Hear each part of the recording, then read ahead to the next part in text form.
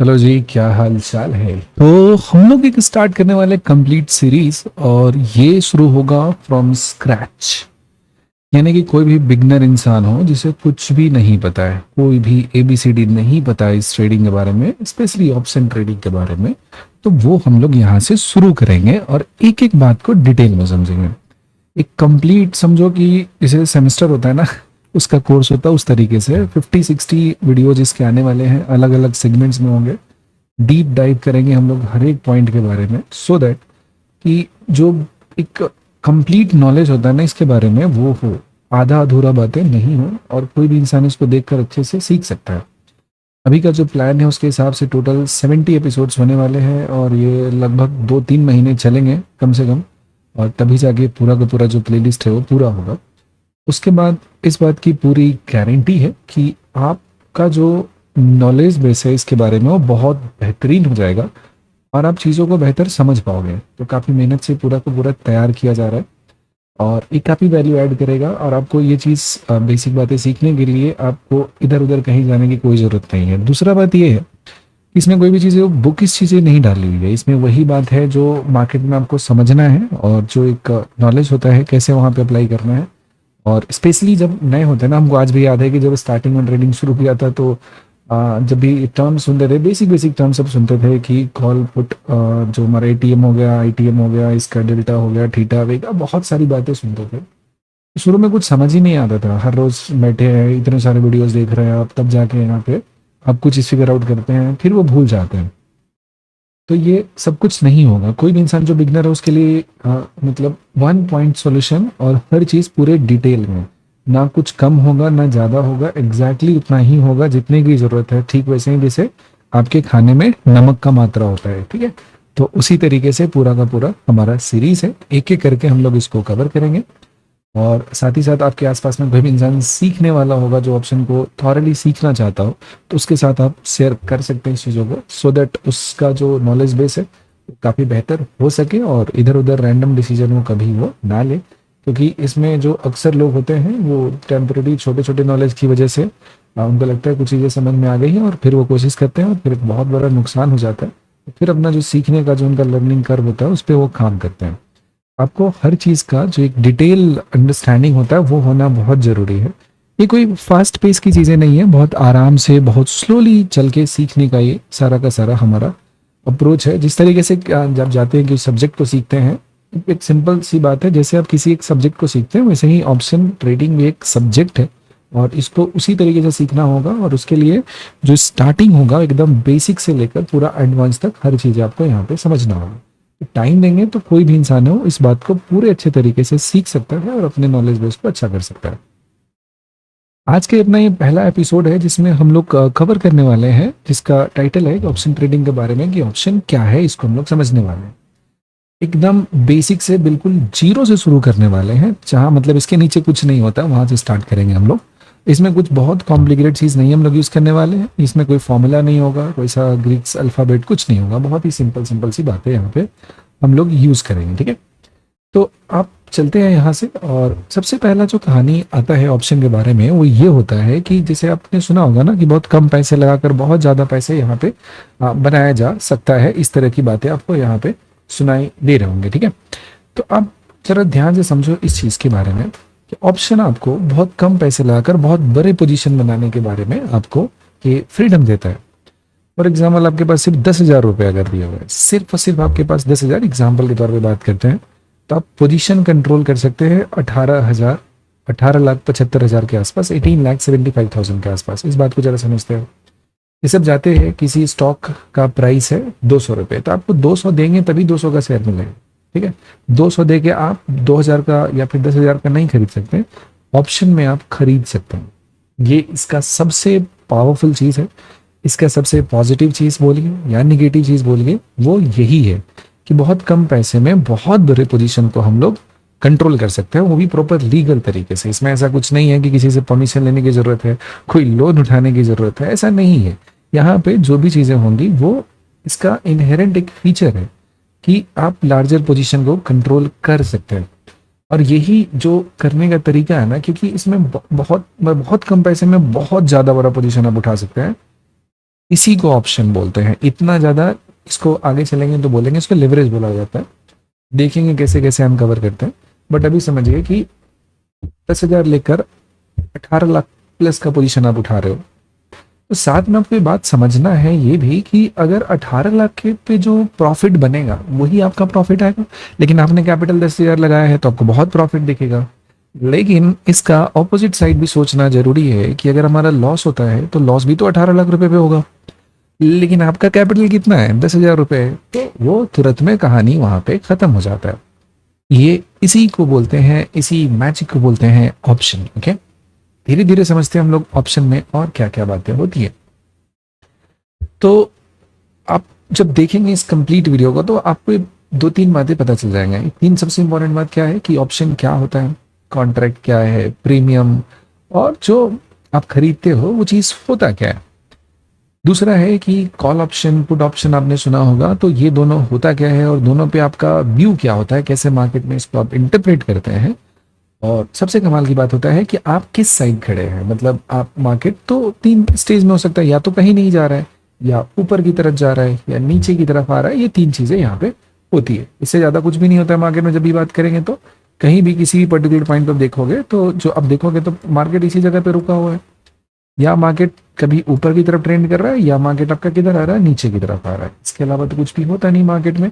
तो आपको यही बात समझना है कि हम कैसे अपने किस साइड में यहाँ पे मार्केट में खड़े हैं, यानी कि हम क्या हैं, हम बायर हैं, सेलर है, और सबसे बड़ी बात है कि हम जिस साइड है उसमें रिस्क कितना है।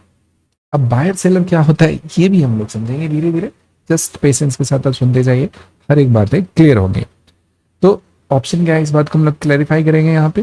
कॉल पुट में क्या फर्क होता है, इसमें कोई कंफ्यूजन नहीं होना चाहिए। इन दोनों का जो पे ऑफ होता है, पे ऑफ का मतलब होता है, यहाँ पे एक टर्म होता है इसमें कि हम जो कुछ भी खरीदते हैं तो उस खरीदने पे जो हमारा ग्राफ बनता है कैसा होता है, प्रॉफिट एंड लॉस का ग्राफ होता है। ये ऊपर जाएगा, ये ऐसे चला जाएगा।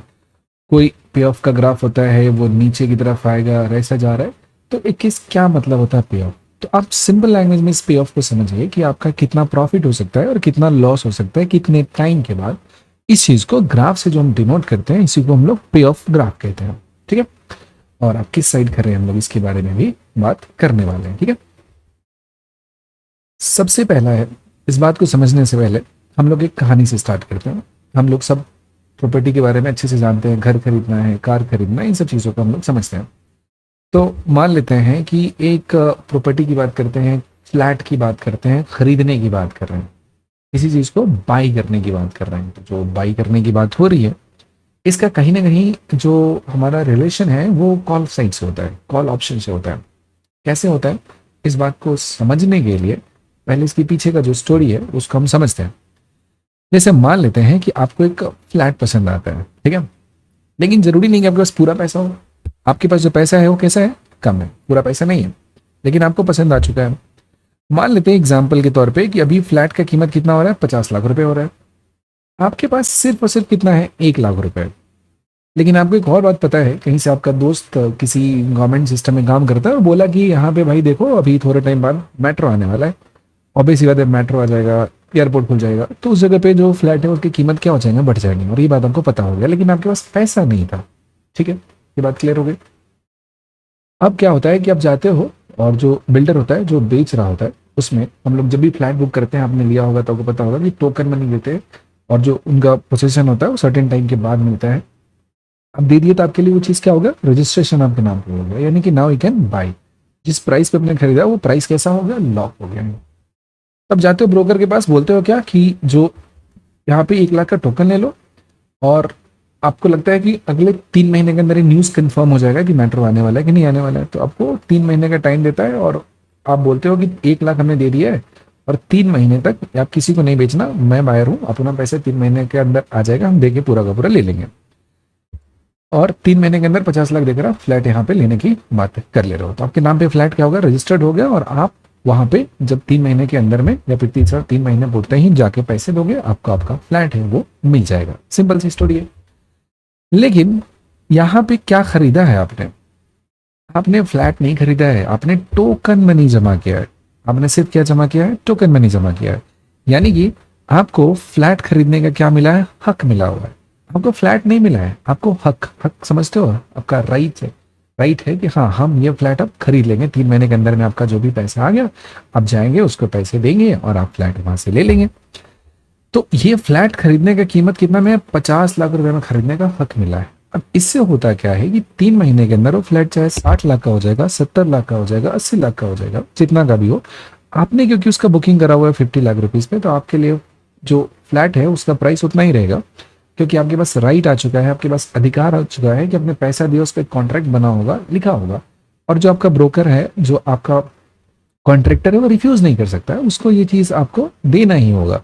तो आपने क्या खरीद लिया है, एक राइट खरीदा है, अपने अधिकार खरीदा है। हक का मतलब क्या होता है कि हक मजबूर नहीं होता है, मतलब जैसे आपका, आपकी मजबूरी नहीं कि आपका किसी के ऊपर में हक है, आप समझ रहे हो, ये इट्स नॉट मजबूरी। जैसे आपका हक है कि आपका भाई है, उस पर आपका हक है कि हाँ वो पैसे कमा रहा है तो हमको इतने पैसे उसमें से मिल जाए, दिस इज कॉल्ड द हक। वो आपकी मजबूरी नहीं है, समझ रहे हो ना, हक इज अ डिफरेंट थिंग, मजबूरी नहीं होता है वो, आप हक है उसको आप जता सकते हो, नहीं जता सकते हो, तो सेम चीजें यहाँ भी होती है। ये आपका हक है, आपका राइट है, आप मजबूर नहीं हो इस चीज के लिए कि हाँ वो लेना ही पड़ेगा, ऐसा नहीं है। ध्यान से समझ रहा। अब हमने फ्लैट बुक करा था 50 लाख रुपए पे। अब यहाँ पे दो बातें हो सकती है। पहला केस है कि मान लो कि मेट्रो कंफर्म हो गया, मेट्रो आने वाला है, और अब फ्लैट की कीमत कितना हो गया, 60 लाख रुपए हो गया। अब क्या करते हो, आप अपना जो हक आपको मिला था उस हक का इस्तेमाल करते हो, यू विल यूज योर हक। उस केस में क्या होगा कि जो 50 लाख रुपए में अपने फ्लैट बुक करा था, वो 50 लाख 3 महीने के अंदर आप दे दोगे, लेकिन फ्लैट का कीमत कितना हो गया, 60 लाख रुपए हो गया। लेकिन इस चीज के लिए आपका जो स्टार्टिंग में बुकिंग अमाउंट लगा था, कितना लगा था, 1 लाख रुपए। तो अगर इस तरीके से आप सोचोगे तो आपने 1 लाख रुपए लगाया था आप इसको बुक करने के लिए, क्योंकि फ्लैट 60 लाख रुपए का हो गया, तो आपका नेट इन्वेस्टमेंट 1 लाख रुपए था, लेकिन प्रॉफिट कितना हो गया, 10 लाख रुपए हुआ। आपने पूरे 50 लाख नहीं दिए थे, आपने ब्लॉक करने के लिए सिर्फ 1 लाख रुपए दिए हुए थे, ठीक है, कोई दिक्कत नहीं है। तो आपने 10 लाख में उसको बेचा, जेब में डाला, चलो। लेकिन सेकंड केस अगर मान लो कि जो फ्लैट है उसका प्राइस घट जाता है और कितना हो जाता है, 42 लाख रुपए हो जाता है, यानी कि टोटल 8 लाख रुपए का नुकसान हो जाता है। यानी कि अब क्या होता है, इस केस में आप हक यूज नहीं करोगे, आप बोलोगे कि भाई साहब देखो मार्केट में प्राइस घट गया, हमको अलग में इतना ही पे मिल रहा है, तो हम तुमको 50 नहीं दे सकते। इस बात के लिए अब आपको जो आपका कॉन्ट्रैक्टर है वो मजबूर नहीं कर सकता कि नहीं आपको पैसा देना ही पड़ेगा, ऐसा कैसे नहीं होगा, आप दोगे पैसा तभी जाके आपको फ्लैट देंगे, आपको लेना ही पड़ेगा क्योंकि आपने बुक करा है, ऐसा नहीं है।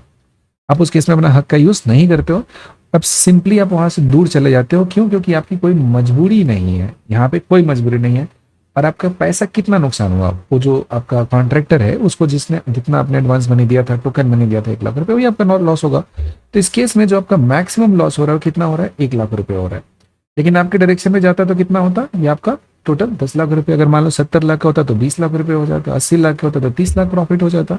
लेकिन आपके अगेंस्ट में गया तो जितना आपने उसको टोकन मनी दिया था वही आपका क्या होता है, यहाँ पे लॉस होता है। तो ध्यान से समझो। सबसे जरूरी बात क्या होता है कि लॉस चाहे कुछ भी हो जाए, कितना भी जाए, ऐसा नहीं है, इसमें आपका लॉस है फिक्स्ड है, कितना जाएगा, जो आपने उसको टोकन मनी दिया। यानी कि फ्लैट का दाम घट के 42 लाख हो जाए, उसका दाम घट के 30 लाख हो जाए, जीरो हो जाए, फ्लैट कोई खरीदने वाला नहीं है, लेकिन आपने अपना जो कॉन्ट्रैक्टर उसको सिर्फ 1 लाख रुपए दिया है, तो लॉस तो फिक्स है ना। उस केस में मैक्सिमम लॉस डिफाइंड है, उससे नीचे नहीं जा सकता है। तो ये जो 1 लाख रुपए आपने दिया था, बस इससे 1 रुपया ज्यादा आपका लॉस नहीं हो सकता है। This is the maximum loss. सबसे ज्यादा जो लॉस आपका हो सकता है वो सिर्फ यही अमाउंट हो सकता है, इसके बियॉन्ड आप लॉस कर ही नहीं सकते हो, क्योंकि उससे ज्यादा आके जबरदस्ती आपसे पैसे नहीं छीन सकता। कॉन्ट्रैक्ट इतना ही का बना था, 1 लाख रुपए हमने दिया था, प्रॉफिट होता तो मेरा बहुत भी हो सकता, कुछ भी हो सकता था, लेकिन मेरा जाने वाला जो पैसा है वो फिक्स्ड है, इतना ही दिया हुआ, ठीक है। एक बात से और समझते हैं, इस चीज को हम लोग रियल लाइफ में जो हम ट्रेडिंग करते हैं उसमें हम कैसे इसको ला सकते हैं, कैसे समझ सकते हैं। तो यही हमारा जो व्यू होता है ना, कि कुछ भी चीज हमने खरीदा और हमारा व्यू होता है कि इसका प्राइस बढ़ने वाला है, ऊपर की तरफ जाने वाला है, ठीक है। तो इसको हम जो ट्रेड करते हैं ऑप्शन में, इसको इस तरह के व्यू को क्या कहते हैं, जो ऑप्शन के कॉन्टेक्स्ट में हम बात करेंगे तो इसे हम लोग कहते हैं कॉल ऑप्शन कहते हैं, ठीक है। This is called the call option. आप ये तब खरीदते हो, कब तब आप रखते हो जब आपका व्यू होता है कि कुछ भी है उसका प्राइस क्या है, ऊपर जाने वाला है, ठीक है। जैसे हमने फ्लैट खरीदा था तो फ्लैट के केस में हमने क्या दिया था, टोकन मनी दिया था। और इस केस में क्या होता है, यहाँ पे आप प्रीमियम पे करते हो। प्रीमियम का मतलब क्या होता है कि निफ्टी का आप चार्ट खोलोगे तो कोई भी स्ट्राइक प्राइस होता है, वहां पे जाओगे ना, इस जगह पे किसी मान लो कि 24,200 दिया हुआ है, तो इसका पे ना सर्टेन प्राइस लिखा होता है, ठीक है, ये प्राइस दिया होता है। ये जो प्राइस चल रहा होता है ना, this is the token money for 1 unit, correct. अब क्या था कि आपने 50 लाख रुपए जो प्राइस था ये आपने तय किया था कि हाँ इतना प्राइस पे हम बाई कर रहे हैं, इसका 1,000 रुपए का जो 1 लाख रुपए का टोकन दे रहे हैं, इसमें प्रॉपर्टी का भाव कितना दिया हुआ है, ये हमारा 50 लाख रुपए है। उसी तरीके से मान लो कि निफ्टी अभी चल रहा है कुछ कितना पे, 25,000 पे चल रहा है। इस जगह पे आप ऑप्शन क्या हो रहा है, खरीद रहे हैं, 25,000 का ऑप्शन है, ये आपने खरीदा है यहाँ पे। तो ये कैसा हो गया, ये हमारा स्ट्राइक प्राइस हुआ। जिस पर्टिकुलर जगह पे आप खरीदते हो, जिस प्राइस का स्ट्राइक आप खरीदते हो, जिस पर्टिकुलर जगह पे निफ्टी दिया और उस जगह का जो भी आप जो उसका प्रीमियम आप खरीदते हो, तो जिसका प्रीमियम आप खरीदते हो वो क्या हो जाता है, स्ट्राइक प्राइस हो जाता है। आपने यहाँ पे क्या भी बताया था इसको कि 3 महीने के अंदर में मैं पैसे देके आपके फ्लैट ले लूंगा। अगर 3 महीने के अंदर नहीं दिया तो कहानी खत्म होगा, बिकॉज आपका भी था कि मेट्रो 3 महीने के अंदर आने वाला है। उसी तरीके से हर ऑप्शन का क्या होता है, अपना एक एक्सपायरी होता है। वीकली एक्सपायरी होता है, मंथली एक्सपायरी होता है, क्वार्टरली एक्सपायरी होता है। यानी कि आपका जो भी व्यू है वो उस एक्सपायरी से पहले तक पूरा हो जाना चाहिए। अगर उस एक्सपायरी तक पूरा नहीं हुआ तो उस ऑप्शन का कोई वर्थ नहीं है, कोई वैल्यू नहीं है, वो यूजलेस हो जाता है। This is the first thing, okay. तो ये एक्सपायरी होता है जो चेंज होते रहता है हर साल 6 महीने पे। आप आजकल यही चल रहा है, तो आप उसको देखकर अपडेट होते रहेंगे। और किसी भी चीज को खरीदने का जो हक होता है ना, इसी को कॉल कहते हैं, कॉल साइड। खरीदने का हक, बाई करने का हक आपने जो लिखा है उसको क्या कहते हैं, कॉल ऑप्शन कहते हैं। तो इसमें क्या होता है कि आपने कॉल ऑप्शन खरीदा 25,000 का और आपको लगता है कि निफ्टी ऊपर जाने वाला है, तो कितना जाने वाला है आपको नहीं पता, कितना भी जा सकता है। तो ऊपर की तरफ जितना जाएगा वो क्या होगा, फायदा होगा। जितना ज्यादा जाएगा उतना ज्यादा फायदा होगा। लेकिन ऑपोजिट साइड की अगर बात करेंगे, ये नीचे आना स्टार्ट करता है, यानी कि फॉल होना शुरू करता है, उस केस में आपका नुकसान क्या होगा, your loss is equal to जितना आपने क्या किया, प्रीमियम पे करा हुआ है, जितना प्रीमियम आपने दिया है वही आपका क्या होता है, लॉस होता है। उससे ज्यादा लॉस आपका नहीं हो सकता। This is the maximum loss you will have.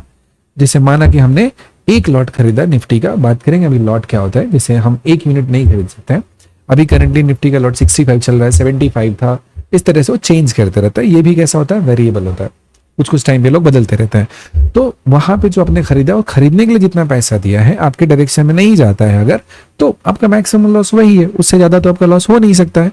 तो ऊपर आपके डायरेक्शन में गया तो आपका जो प्रॉफिट है वो क्या हो सकता है, कुछ भी हो सकता है, बहुत बड़ा हो सकता है।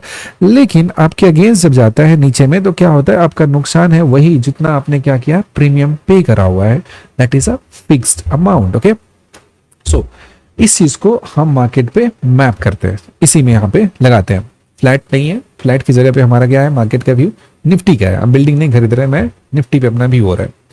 तो जैसे एग्जांपल के लिए निफ्टी का वैल्यू 50 लाख रुपए था, जैसे फ्लैट का जो हमने वैल्यू निकाला था वो कितना था, उस समय जब खरीदा था, जब टोकन मनी पे किया था तो 50 लाख रुपए था। हम जिस समय निफ्टी में अपना ट्रेड प्लान कर रहे हैं, मान लो कि उस समय मार्केट का जो प्राइस दिया हुआ है वो कितना दिया हुआ है, 25,000 पे निफ्टी अभी चल रहा है। हमने यहाँ पे खरीदने के लिए क्या किया था, 1 लाख रुपए दिया है यहाँ पे। लेकिन उसी में निफ्टी का इस स्ट्राइक प्राइस का हमने ऑप्शन है, उसमें देखा कि 1 यूनिट का प्राइस कितना दिया हुआ था, 100 रुपीज दिया हुआ था। यानी कि निफ्टी चल रहा है 25,000 पे, लेकिन उस जगह का ऑप्शन खरीदने के लिए सिर्फ और सिर्फ हमें कितना प्राइस पे करना होता है, सिर्फ और सिर्फ 100 रुपीज पे करना हो रहा है। यानी कि समझ रहे हो, 25,000 है, 1 यूनिट के लिए मुझे कितना पे करना पड़ रहा है, 100 ओनली पे करना पड़ रहा है। कितना कम अमाउंट यहाँ पे करना पड़ रहा है, 250 टाइम्स लेस अमाउंट यहाँ पे करना हो रहा है हमें, ठीक है। अब यहाँ पे क्या था कि फ्लैट के केस में हमने बात किया था कि 3 महीने के अंदर में अपना जो ड्यू पेमेंट है वो कर देंगे और करने के बाद फ्लैट ले लेंगे। उसी तरीके से निफ्टी में हमारा क्या होता है, एक्सपायरी होता है। हमने जो व्यू बनाया है कि ऊपर जाएगा या नीचे जाएगा, वो किसी न किसी एक्सपायरी तक हमारा व्यू होता है। तो उस एक्सपायरी तक वो चीजें हमें हो जानी चाहिए। हम जो ऑप्शन खरीदेंगे वीकली एक्सपायरी का हो सकता है, मंथली एक्सपायरी का हो सकता है, क्वार्टरली एक्सपायरी का हो सकता है। तो हर एक स्ट्राइक का अपना एक्सपायरी होता है और वहां तक वो जो हमारा कॉन्ट्रैक्ट है उसका यूज हो जाना चाहिए। यहाँ पे हमने खरीदा था तो क्या था, एक फ्लैट की बात हो रही थी, 1 यूनिट फ्लैट। ऐसा नहीं था कि फ्लैट में आपने किचन खरीद लिया, फ्लैट में बाथरूम खरीद लिया, ऐसा आप नहीं कर रहे हो, ठीक है, 1 कंप्लीट फ्लैट। उसी तरीके से निफ्टी में अगर हम बात करेंगे तो यहाँ पे जब ऑप्शन खरीदते हैं तो आपको लॉट में खरीदना होता है। आप हाफ लॉट नहीं खरीद सकते हैं, 1.5 लॉट नहीं खरीद सकते हैं, 1 लॉट लेना होता है, जो कि अभी 65 के आसपास चल रहा है। यहाँ 75 लिया आपने, तो टाइम पहले यही था, 75 था। तो ये जो लॉट साइज होता है हमारा, ये लॉट साइज फिक्स होता है। तो आप खरीद सकते हो, एक लॉट खरीदोगे तो 75 यूनिट्स खरीदना होता है, दो लॉट खरीदोगे तो 75 इंटू 2 यानी कि 150 एंड सो ऑन, ऐसा खरीदना होता है। आप उससे कम नहीं खरीद सकते हो। याद रखिए कि लॉट साइज एक्सपायरी चेंज होते रहता है, तो उसमें अपने हिसाब से हम देखते रहेंगे। ऐसा नहीं कि हर हफ्ते बदल जाता है, कुछ कुछ टाइम पे पीरियडिकली वो चेंज होते रहता है। अब ध्यान से समझिएगा कि आपका जो कॉस्ट हो रहा है कितना हो रहा है। जैसे हमने 75 पे बात किया हुआ, ठीक है। आप मान लेते हैं कि एक लॉट है, उसका साइज कितना है 75, और आप कितना दे रहे हो 100 रुपीज पर यूनिट का दे रहे हो, तो आपका पैसा कितना लगा है 7500 ओनली। लेकिन निफ्टी उस जगह पे कितना चल रहा है 25,000 पे अभी उसका प्राइस चल रहा है, और आपने उसके 75 यूनिट को खरीदा।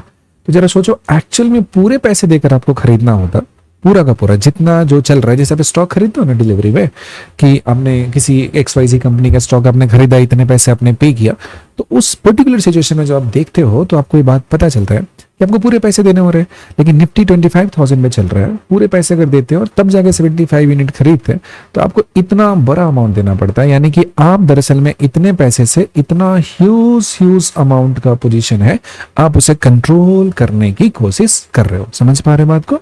तो ये होता है ऑप्शन का कमाल, कि आपने बहुत कम पैसे देकर एक बहुत बड़े पोजीशन को कंट्रोल कर रहे हो। हमने स्टार्टिंग में ही बताया था कि इसमें बहुत कम पैसे में बहुत बड़ा पोजीशन है वो कंट्रोल होता है। नेक्स्ट, ये अभी तक मैं बात किया था, उसमें हमारा व्यू क्या था, प्राइस के बढ़ने का बात, यानी कि ऊपर की तरफ जा रहा है, उस केस में हमें क्या प्रॉफिट हो सकता है, हम इसके बारे में बात कर रहे थे। सेकेंड पार्ट यहां पे अपना आता है, प्राइस घटने पे भी प्रॉफिट होता है। ठीक है, प्राइस अगर किसी चीज का घटता है उसमें भी हम लोग प्रॉफिट कर सकते हैं। कैसे? इस कहानी को समझने के लिए एक छोटा सा एग्जांपल लेते हैं। होता है कार का इंश्योरेंस। आप जानते हैं कि आपके पास कार बाइक कुछ भी होता है, बिना इंश्योरेंस का नहीं चल सकते हैं, अदरवाइज जो रोड पर बैठे होते हैं चेक करते रहते हैं, आपका फाइन काट देंगे। So you always go for insurance, हर साल रिन्यू कराना पड़ता है। एग्जैक्टली ऑप्शन की तरह होता है। आपके पास एक कार दिया हुआ है, बढ़िया सा सक्सेसफुल ट्रेडर हो जाएंगे तो आपके पास यहाँ पे BMW लग जाएगा, जिसका फोटो आप इंस्टाग्राम पे अपलोड करेंगे। ठीक है, और जोक सपाट। So if you are having a car, तो उस कार में अपना हर साल क्या करना होता है, इंश्योरेंस कराना होता है। और इंश्योरेंस जो होता है वो भी एक ऑप्शन की तरह होता है। कैसे इस बात को समझते हैं?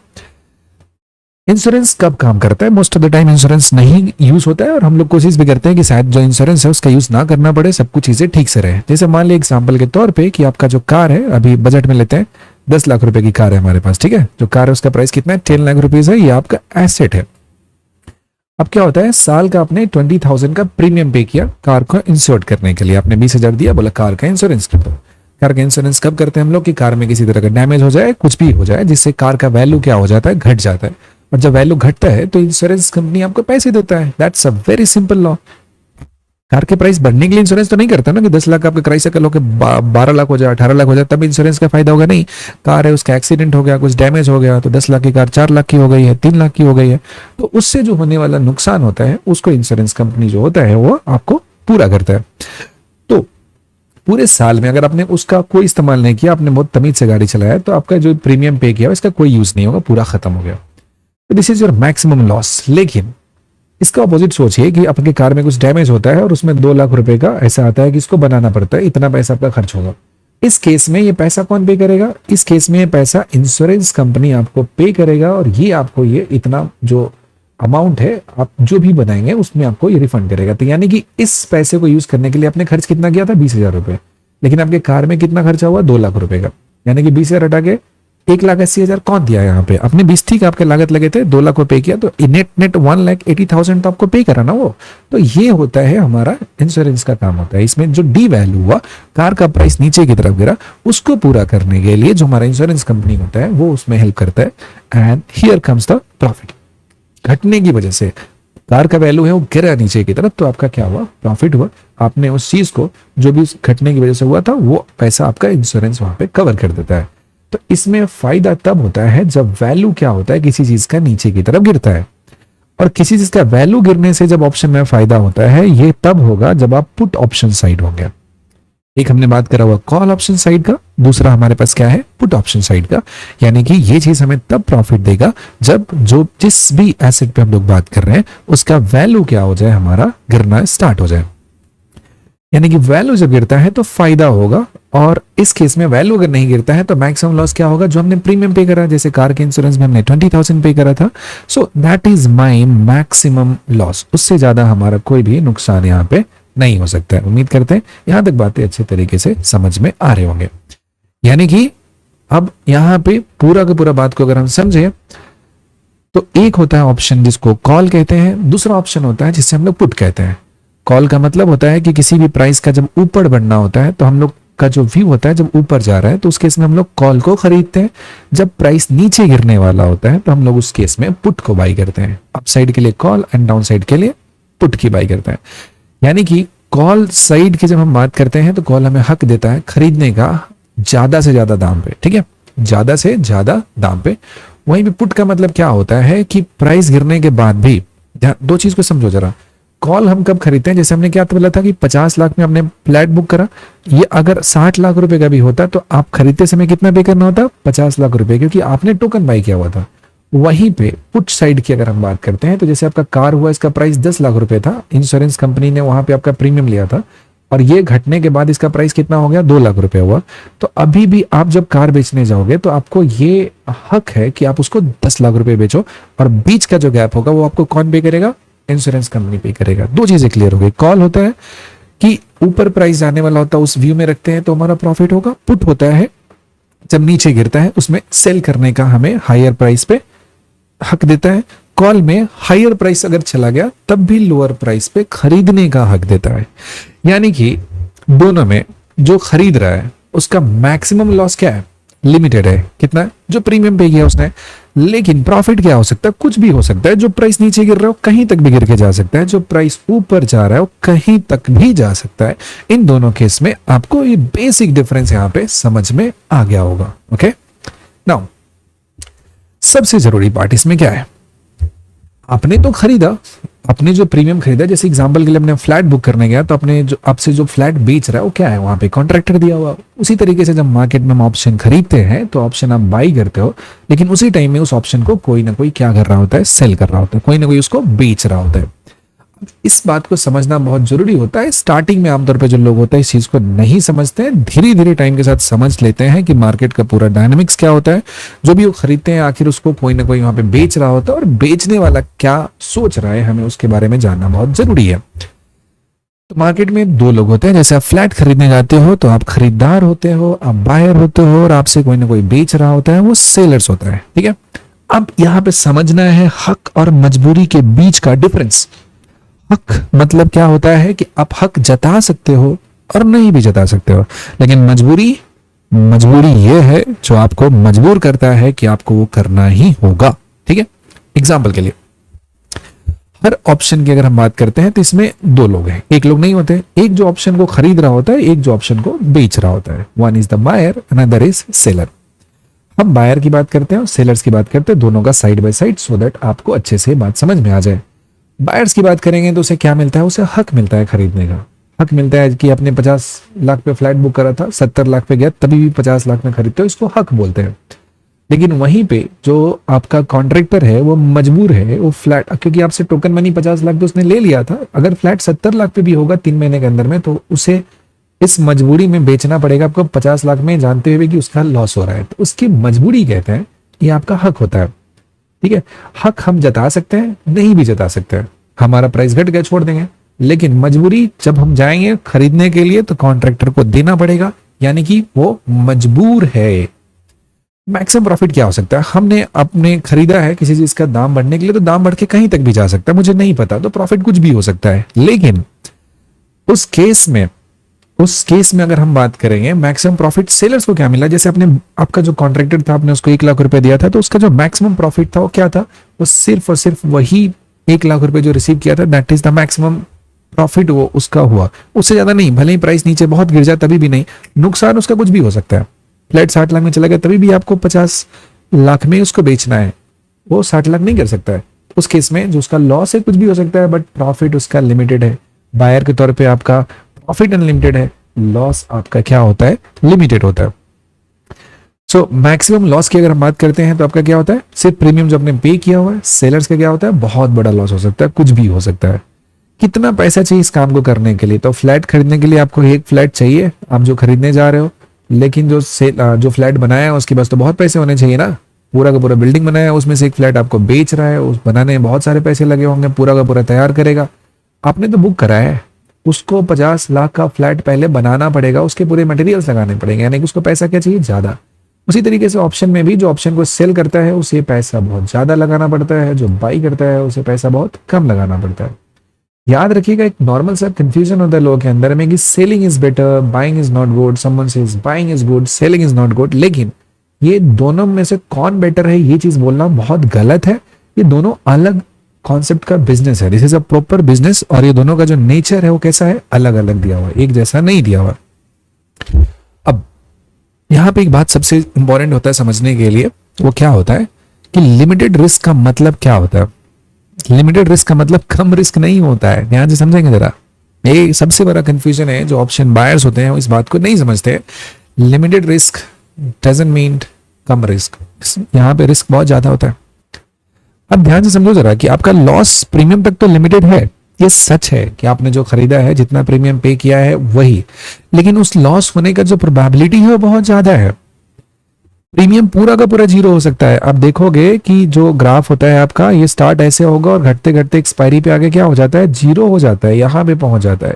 यानी कि प्रीमियम जो होता है ये घट के जीरो होने की प्रोबेबिलिटी बहुत ज्यादा है।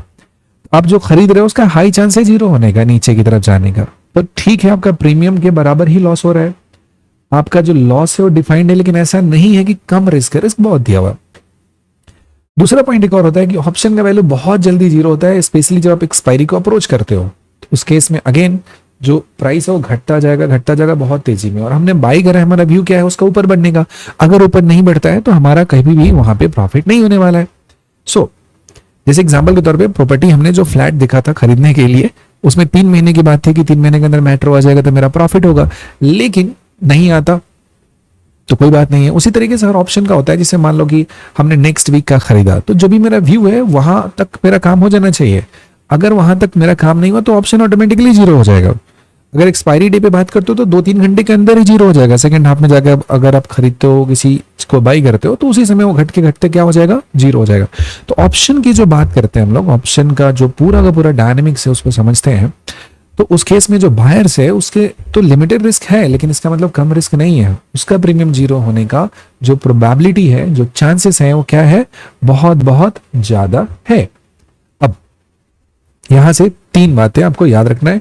दिस इज द रिकैप जिसको हमें ध्यान में रखना है। आज का जो पूरा का पूरा हमने पढ़ा है, हम कुछ चीज बाई करते हैं तो उस केस में हमें क्या करना होता है, प्रीमियम पे करना होता है, और अगर मेरे अगेंस्ट जाता है तो मेरा जो मैक्सिमम लॉस होता है वो कितना होता है, तो जो हमने प्रीमियम पे करा वही होता है। आप प्रीमियम देकर क्या खरीदते हो, तो आप हक खरीदते हो, यानी कि जब मर्जी होगा तो आप खरीद सकते हो उतने पे, सामने वाला इस बात से मुकर नहीं सकता है। और आपका जो लॉस होगा मैक्सिमम वो क्या होता है, प्रीमियम का लॉस होता है। आप कॉल तब खरीदते हो जब आपका व्यू होता है कि बाजार किधर जाएगा, ऊपर जाएगा। पुट तब खरीदते हो जब आपका व्यू होता है बाजार किधर जाएगा, नीचे की तरफ जाएगा। और ये 2 अलग अलग व्यू होता है यहाँ पे, बस इतनी सी बात है यहाँ पे। एंड राइट एंड ऑब्लिगेशन, यहाँ पे 2 टर्म होता है। व्हाट डज इट मीन, तो राइट का मतलब होता है हक, कि आपने कुछ खरीदा है तो आपका हक है। जैसे फ्लैट आपने 50 लाख पे बुक कराया, भले ही दाम उसका 70 लाख हो जाता तब भी आप उसको 50 लाख पे खरीद पाते हैं, ये आपका हक हुआ। और वहीं पे ऑब्लिगेशन यानी कि मजबूरी क्या होता है, तो मजबूरी होता है कि अगर फ्लैट का दाम 70 लाख रुपए भी हो गए तब भी जो आपका कॉन्ट्रैक्टर है उसे आपको 50 लाख में ही देना होता है। ये उसकी मजबूरी है, क्योंकि वो सेलर है, वो फ्लैट बेच रहा था और आप बायर हैं, आप फ्लैट को क्या कर रहे थे, खरीद रहे थे। उम्मीद करते हैं यहां तक बातें समझ में आ गई होंगी।